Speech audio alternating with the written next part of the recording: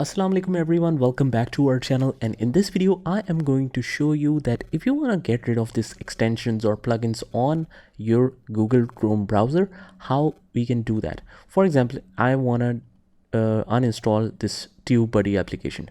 So I'll just click on these three dots right here. Let's click on it and let's go to the extensions and click on manage extensions. Here we can see this TubeBuddy right here and all of the other extensions or plugins that we have installed.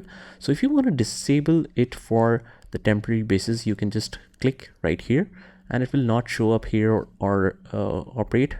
But if you want to get rid of this application permanently, just you can click on this remove. Let's say I want to remove this one.